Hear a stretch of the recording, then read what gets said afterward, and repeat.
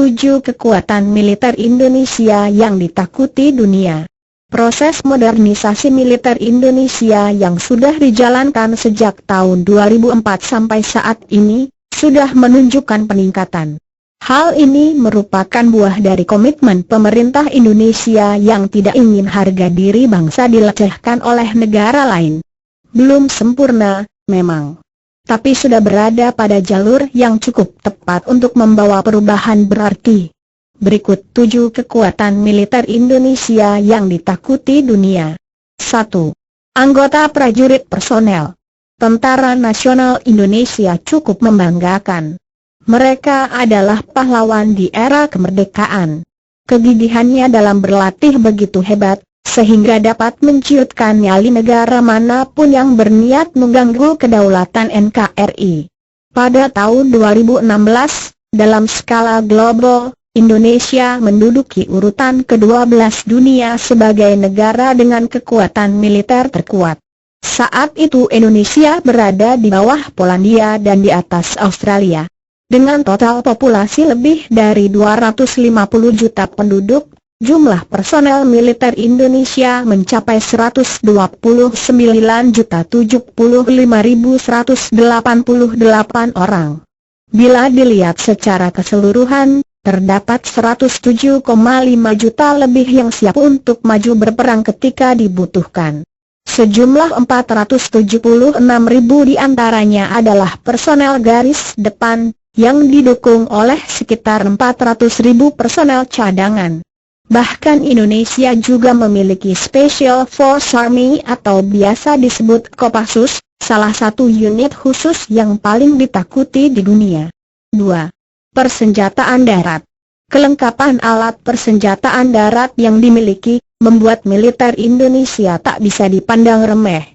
Pada tahun 2015, Indonesia menduduki peringkat 12 dunia, setelah setahun sebelumnya hanya menduduki posisi 19. Alat tempurnya lumayan lengkap.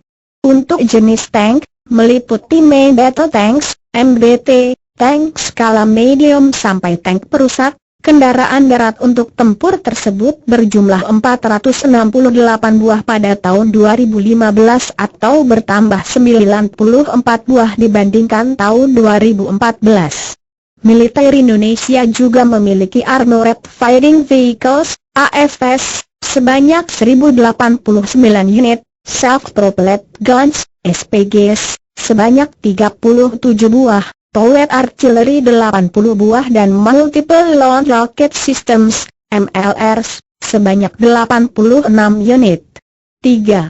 Persenjataan laut.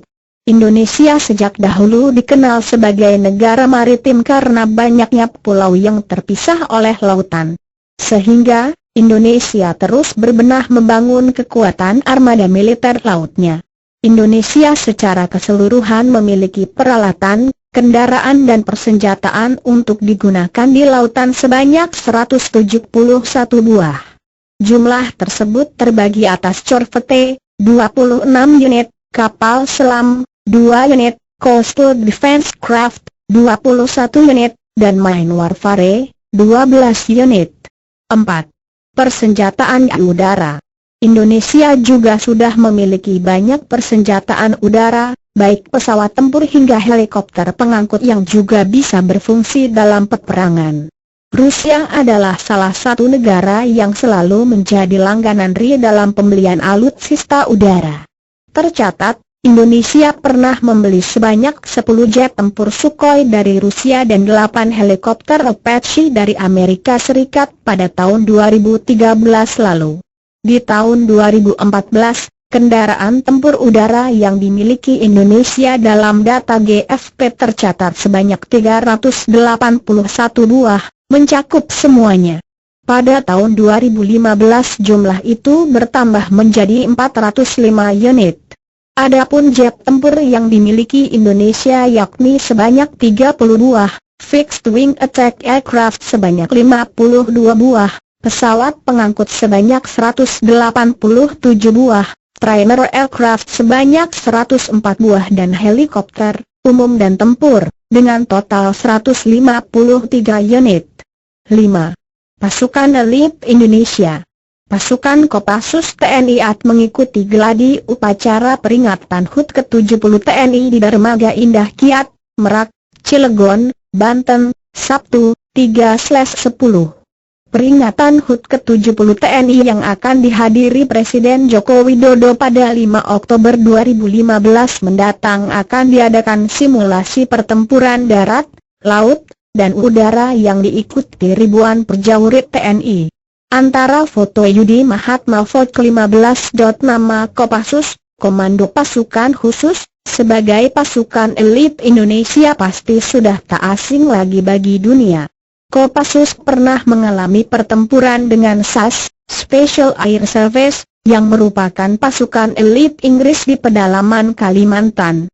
Selain itu keberhasilan Kopassus dalam membebaskan sandera pesawat Garuda 206 di Thailand di tahun 1981 membuat nama Kopassus makin lebih dikenal. Belum lagi berbagai prestasi yang ditorehkan Kopassus dalam kejuaraan menembak tingkat dunia. Dengan segudang prestasi, Kopassus meraih peringkat 3 sebagai pasukan elit dunia versi Discovery Channel Military 2008. 6. Tentara Bayangan Indonesia. Seperti diketahui, tentara Kopassus Indonesia membuat Amerika Serikat gentar. Konon katanya pasukan elit Kopassus mampu membuat pasukan Amerika seperti anak kecil di hadapan mereka. Tapi apakah semua tahu? Ternyata di balik kuatnya tentara Kopassus Indonesia, masih ada pasukan lain yang ditakuti dunia. Pasukan ini diberi nama Pasukan Bayangan Indonesia. Pasukan Bayangan Indonesia ini sendiri terdiri dari Dayak Armies, berbekal senjata beracun, Leak Bali, punya kekuatan sihir jahat. Leak akan hanya beraksi pada malam hari, sedangkan di siang hari ia hanya sebagai orang biasa saja. Ada cerita menarik soal pasukan Garuda. 30 pasukan Garuda berhasil membekuk 3.000 gerilyawan di Kongo berbekal akal bulus dan kecerdikan. Ceritanya, Desember 1962 di Kongo sedang bergolak. Kontingen Garuda III, Kongo III, di bawah pimpinan Kolonel Kemal Idris berangkat sebagai pasukan perdamaian di bawah UNOC, United Nations Operation in the Congo. Saat itu kelompok milisi di bawah pimpinan Moises Tsombe ingin lepas dari pemerintah Republik Demokratik Kongo pimpinan Presiden Kasavubu. Rakyat sipil pun segera menjadi korban pertikaian antar milisi dan tentara pemerintah. Suatu hari, terjadi serangan yang dilakukan 2.000 gerilyawan Kongo ke markas pasukan Garuda. Saat itu markas hanya dipertahankan 300 tentara. Setelah baku tembak berjam-jam, gerilyawan dapat dipukul mundur. Untungnya tak ada korban di pihak Indonesia. Kami melakukan penyerangan di malam hari dengan kapal yang digelapkan di atas Danau Tanganyika, tidak berapa jauh dari daerah Albertville.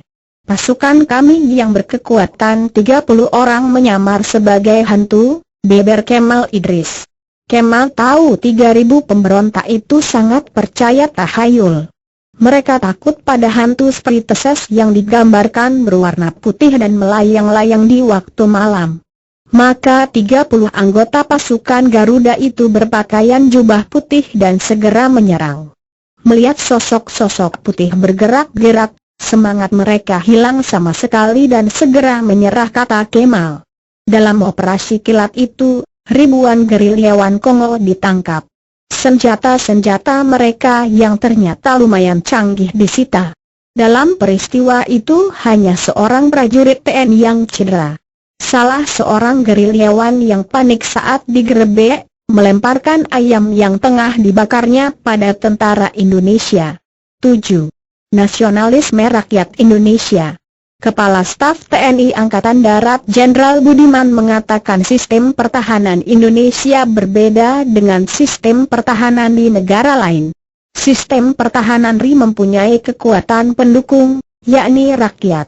Ya, nasionalisme orang Indonesia sangat diapresiasi dunia.